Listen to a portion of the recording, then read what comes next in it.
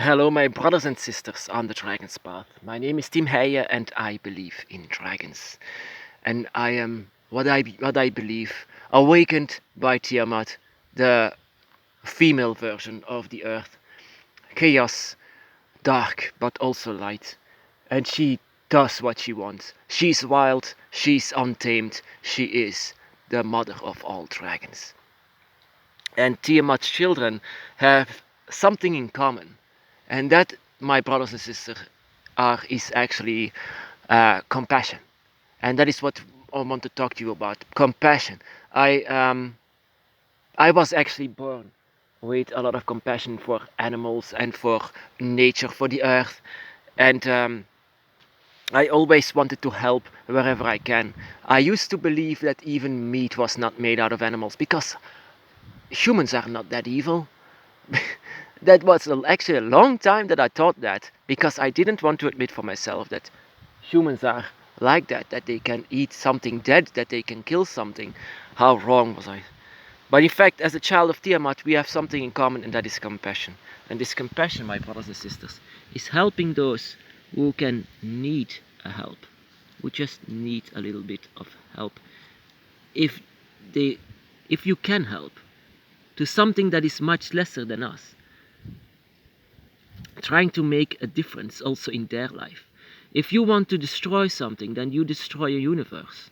You destroy an entire life. And if you want to help something, that can be all the universe. That can be everything, my brothers and sisters. And that is what my goddess teaches me. Also, my guardian teaches me the compassion that you have to have in life. The word of the dragon. Oh, she's a little bit dizzy, huh? The compassion, the things the worst that I have in life. I mean, the teachings of the dragon that I had were actually a lot about compassion, a lot about helping those who can use a little bit of hand.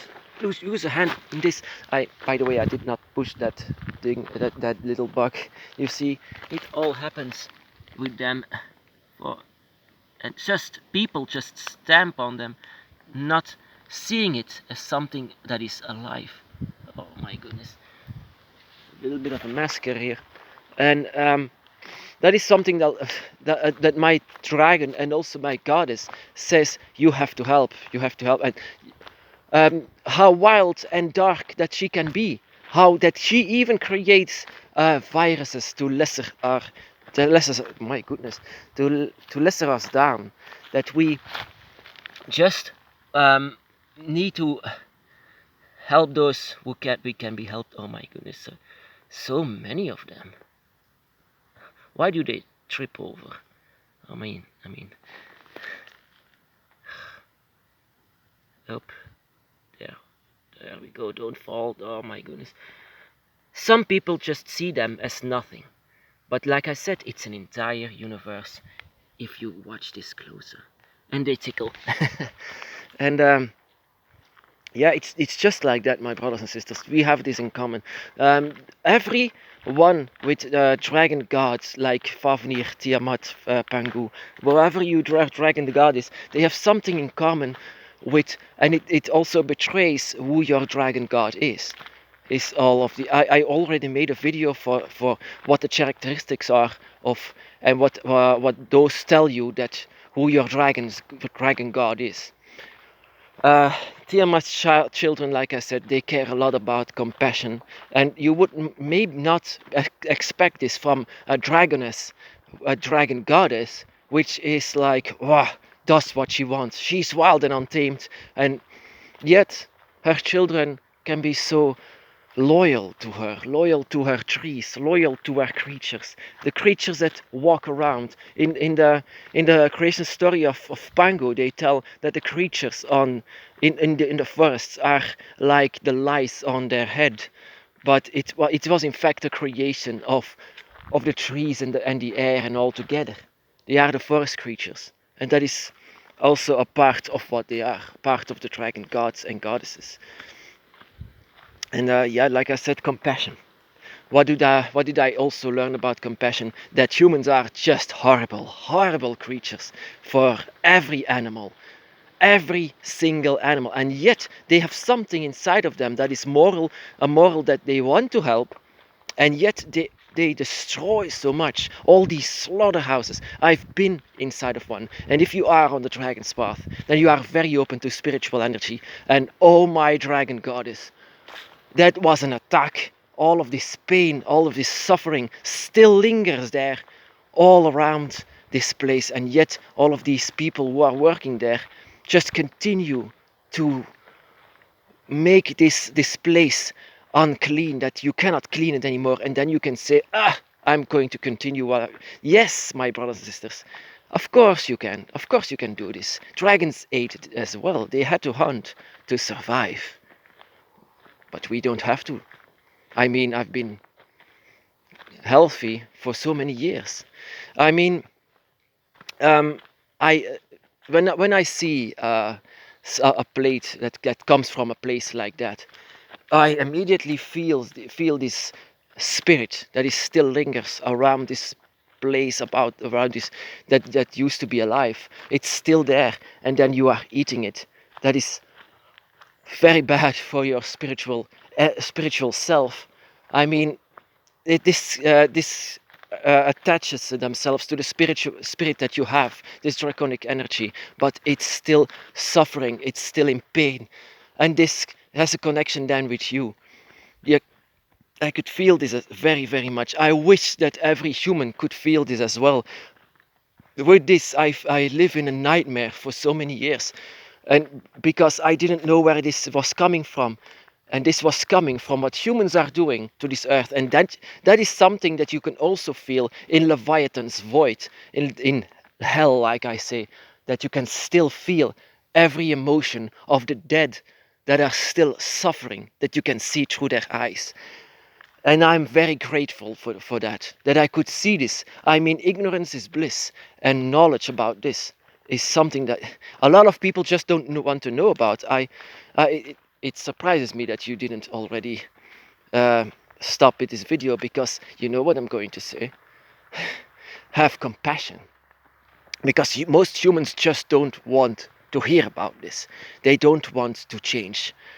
They don't want to have compassion. They just want to continue the horrible and dark ways that they are continuing. And that is, my brothers and sisters, what I see with my dragon eyes. And I see what I actually don't want to see. I see a human world, and I hate it. I just want to devour it. That is why I just cannot respect any human way, also not their religion, not their spirituality, not that what they are hoping for. When coronavirus even began, I said, yeah, that was to expected. I just expected to be a little bit more dangerous than that, even. I don't want that, my brothers and sisters. I want them to change. I want them to change their ways. I see the world with a dragon eye, and you as well. And you don't have to lie for yourself. Let this eye think, and let this eye speak to you. This eye doesn't lie to you, but you can lie to yourself to say, nah, doesn't need that. Even dragons, of course, had to hunt. But like I said, that was survival. That was to be there. And that was with the most respect. You can say, I do this with the most respect, but shooting someone's brains out, or just killing them just because of it, or doing it just in a slaughterhouse, just in a row, that is so respectless. That is so horrible that I would say that my dragon goddess teaches me the other way. To not be a human. To be better than a human. To be extended from a human. To be more like a dragon. A dragon is, and that was the most biggest surprise back in the day, the dragon is a creature and a spirit of compassion. Because they are children of the earth, and they have to be a guardian for everything. Of course they are going to have compassion. And this, my brothers and sisters, is not a human being. A human being has no compassion, so it seems. But my dragon says, just wait a bit. They still are a work in process. They still have to continue with evolving. This will eventually be a thing in the past, but for now they will continue as destroyers. That is actually what my dragon said. So for now I don't like them that much. Oh, that frog. So yeah, seeing the world with dragon eyes is a world that sometimes hurts. And you cannot change it, of course. You cannot change it, but you have to change with yourself. To change the world, you have to start with yourself. And I started. I hope all of us do. All of us do, and listen to your dragon, to listen to your gods. And let's start with our own. My brothers and sisters, be blessed.